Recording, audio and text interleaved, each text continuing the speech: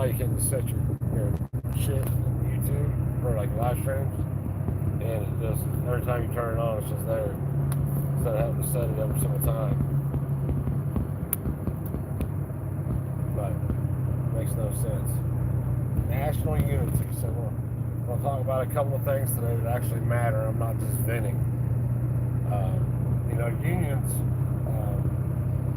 have played bad parts and good parts throughout history in this country. But the ideal behind a union, like for instance, they're going to do what we want, or we're not going to strike.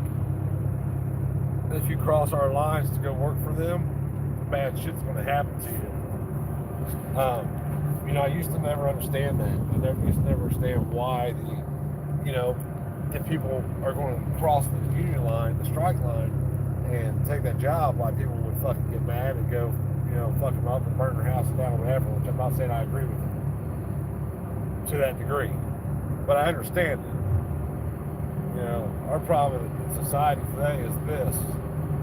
Trayden and I were driving down the interstate today, and I went past, I see a car broke down. It was in the median, the left-hand side of the interstate, not the right.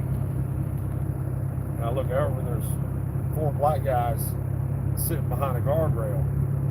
It's 95. It turned out to be 100 degrees out today, but it was about 95 at the time. I'm working. We're on our way to go pick up cereal for a job, and I'm like, fuck. In the back of my head, I'm thinking, you need to go help the guy, see if you can help him out. At least give him drinks out of the cooler, So we took the next exit. It was like 6 miles away. I whipped it around. We went back. I drove another mile past them. But I didn't know exactly how far the next exit was. Well, it was 13 miles, so I just cut through the median in a emergency turnaround for cops, authorized use only turnaround.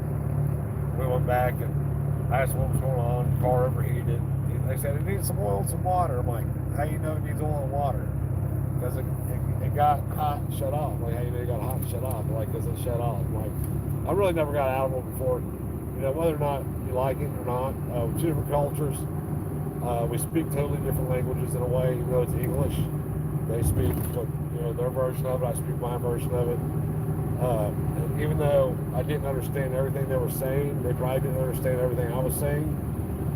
We made it happen. So we took them back to the exit that we first got off of to turn around. I did the whole loop again a second time, and I got back there and started messing with the car, and they blew a head gasket or something. The pressure was real low in one cylinder. Well, how do you know that, Nick, if you don't have it? Because I have ears and I'm smart. When you start a car, it should have an even cranking sound. It should crank even.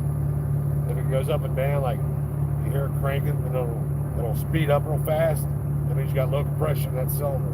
Based on what he told me, it not starting, my assumption, and I'm probably right, is that it's got a bloated head gasket.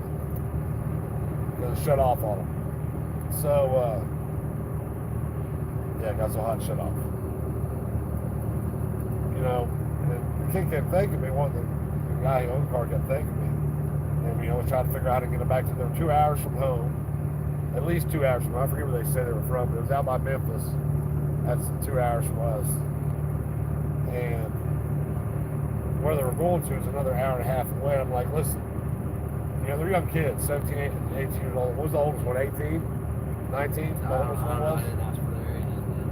Well, they told me. The one said it was 19. But there's no union in this country.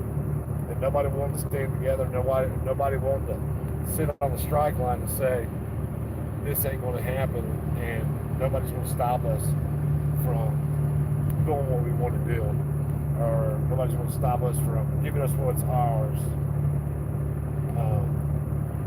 It's sad to say the fair. It's over for this country. There's no fixing it at this point. When Camel Toe's about to get in the office, like it or not, she'll drive it a little further into the ground, probably 10 trillion more in debt. I'm sure she's going to start handing out money by executive order, left and right. Probably not by executive order. She'll probably get passed through Congress, I'm sure. And how do you come back from a $37 trillion deficit? Or budget's over $7 trillion a year with $1 trillion deficit every year. So in order to pay back a I forget what it is exactly. I mean, let's just say it was no interest, right? The debt. To pay it back, if you cut the look at that dude, he does all the wood carvings. Look, you might name it. Wood carvings on stumps.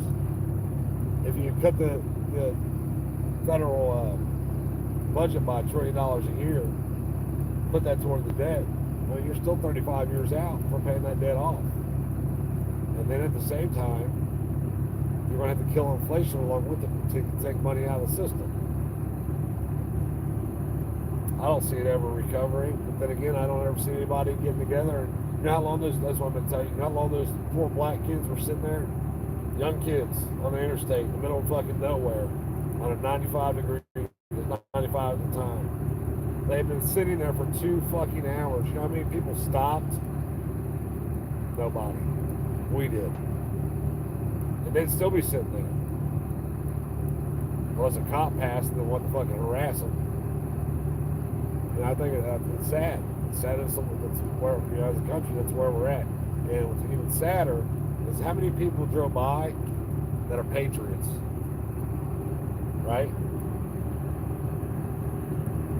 I don't know if only liberals drive on what's that, Monday?